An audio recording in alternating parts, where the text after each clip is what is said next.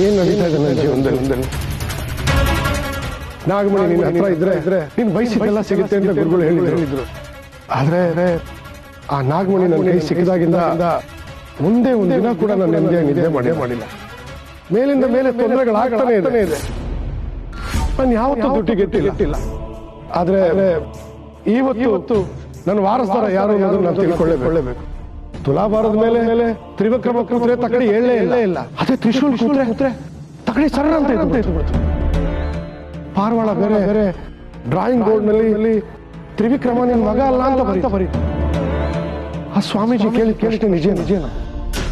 ತ್ರಿವಿಕ್ರಮ ನನ್ನ ಮಗ ಅಲ್ಲ ಅಂದ್ರೆ ನನ್ನ ಮಗ ಯಾರು?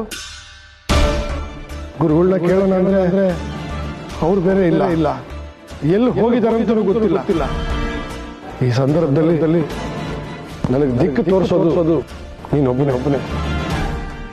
ದಯವಿಟ್ಟು ನನ್ನ ವಾರಸ್ದಾರ ಯಾರು ತೋರಿಸ್ಕೊಡು.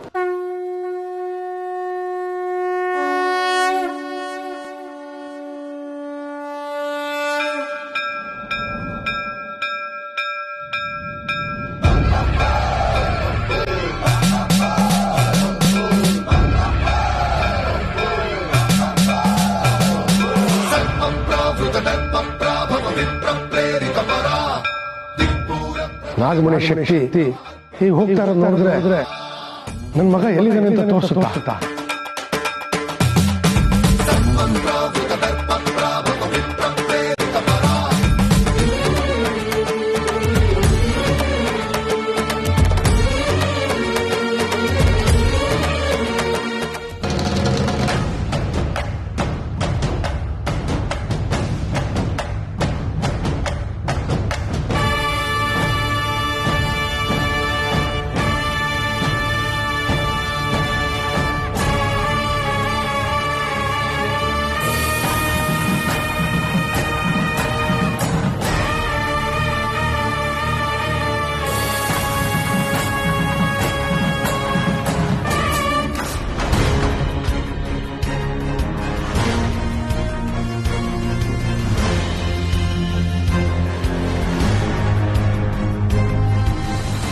ಈಗ ನನಗೆ ಸಮಾಧಾನ ಆಯ್ತು. ನಾಗಮಣಿ ಶಕ್ತಿ ತ್ರಿವಿಕ್ರಮನ ಮೇಲೆ ನಿಂತಿದೆ ಅಂದ್ರೆ ಕನ್ಫರ್ಮ್ಡ್ ಆಗಿ ತ್ರಿವಿಕ್ರಮನೇ ನನ್ನ ಮಗ. ನನ್ನ ಮನಸ್ಸಲ್ಲಿ ಹುಟ್ಟಿದ ಪ್ರಶ್ನೆ ಎಲ್ಲ ಸುಳ್ಳು. ಆ ಸ್ವಾಮೀಜಿ ಅನುಮಾನ ಸುಳ್ಳು. ಆ ಪಾರ್ವಾಳ ಬರ್ದಿದ್ದು ಸುಳ್ಳು. ತ್ರಿವಿಕ್ರಮನೇ ನನ್ನ ಮಗ. ಇವನೇ ನನ್ನ ವಾರಸ್ದಾರ.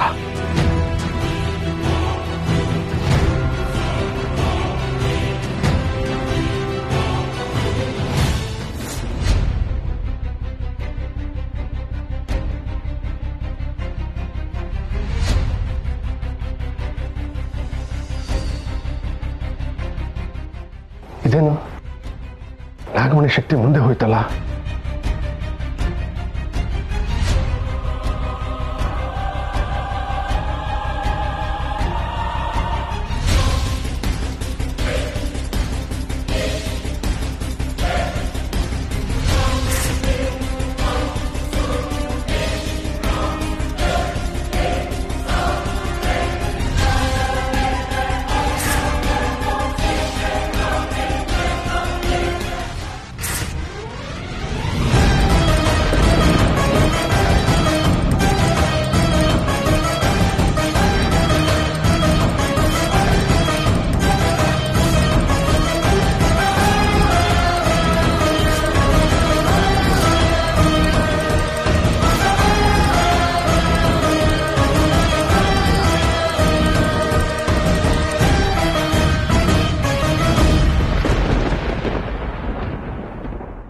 ನಾಗಮಣಿ ಶಕ್ತಿ ತ್ರಿಶೂಲ್ ಮೇಲೆ ನಿಂತಿದೆ ಅಂದ್ರೆ ಏನರ್ಥ? ತ್ರಿಶೂಲ್ ನನ್ನ ಮಗ ಅಂತ ಸೂಚಿಸ್ತಾ ಇದೆಯಾ? ತ್ರಿಶೂಲ್ ನನ್ನ ಮಗನ?